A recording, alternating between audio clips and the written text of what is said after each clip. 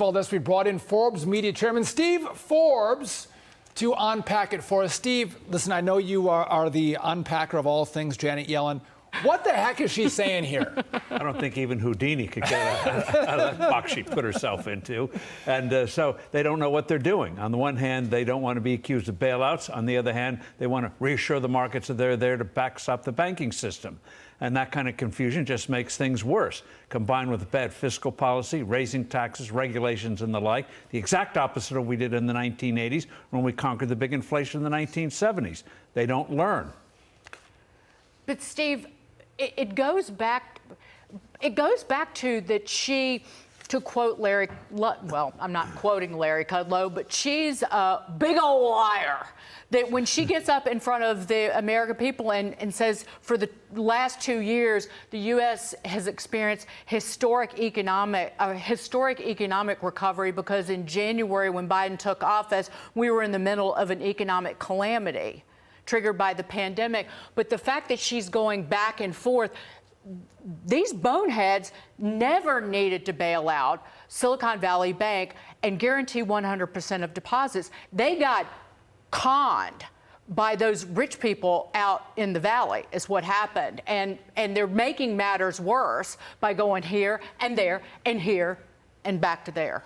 Well, at one point, I thought she was trying out for Comedy Central, trying to do some deadpan comedy. But the fact of the matter is they don't know what they're doing. They're caught unawares. And the Federal Reserve continues its policy of trying to trash the economy. And they're pursuing policies that are going to make the economy worse.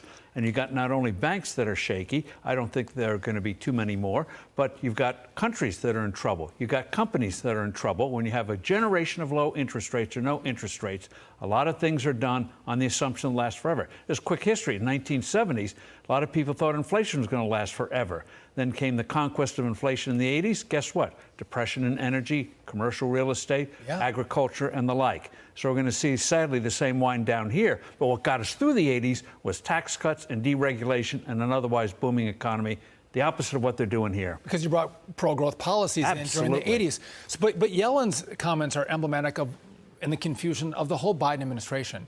And I would think that Jay Powell would be able to step in and give some clarity to say, listen, I'm sick of raising rates. I see what it's doing to the economy. I see what it's doing to banks. So, hey, Joe Biden, stop spending money. Actually cut spending with Republicans, and we may be able to stop raising rates. Wouldn't that make sense? Yes, but he blasted his reputation a couple of years ago when, to keep his job, I'm being blunt here, he continued to create money in 2021, $120 billion a month, because he didn't like to get the White House upset. So it'd be pretty hard for him to now act like past chairman like Volcker and Greenspan and say behind the scenes, if you want this, you got to give us that in terms of the fiscal side. But you find religion, don't you, Steve? You find religion and go, you know what, this is now the right thing to do. I know I was wrong. I'm going to do the right thing now. He doesn't have to say, go, just do the right thing, and the markets will be glad to forgive him. 100%. But he can't bring himself to do it because he really doesn't understand what he should be doing. And that's the other thing. You got a bunch of people who don't know what they're doing.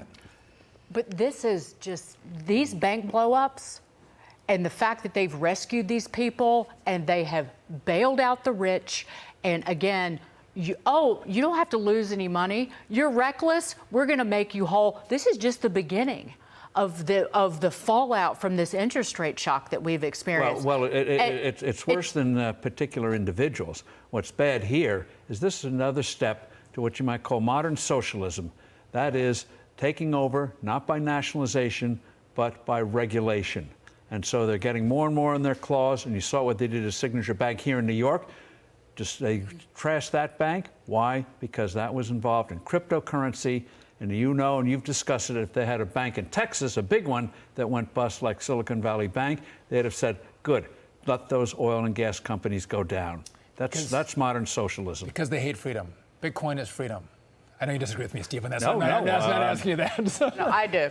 If you want to buy Bitcoin, go ahead. But can I quickly ask you this about Senator Elizabeth Warren? Because something is amiss. Anytime she talks, I just see... I see Lenin. She keeps going after Jay Powell. I'm biting my tongue. I didn't say Stalin, because that's not fair. She keeps going after Jay Powell. So listen to this, Steve, and I just want to get your reaction. Do you think the United States is headed for a recession? I think that is where Jerome Powell is trying to drive it. That is a danger to our economy. It's why I said 5 years ago, I think he's a dangerous man to have in this job. What is she up to? She's not in, because she's not looking out for the American people. I don't buy that. No, she's right about the Federal Reserve hurting the economy. Her solutions are bad, and she helped create the problem in the first place. She didn't tell Jerome Powell a couple of years ago, we got an inflation problem. What are you going to do about it? She didn't stop the crazy spending that had the Federal Reserve buying bonds that it shouldn't have bought. So it's like somebody who caused an auto accident and then says, by golly, we got to make cars safer. Yeah, but I think she takes out Jay Powell. She can bring in a far lefty. Well, what she wants to do is create create fear that whoever replaces Powell will be beholden to her. And again, they can call the shots, not the appointed officials. God help us, Steve Forbes. Listen, thanks for joining us again. Thank you. Good to be with you.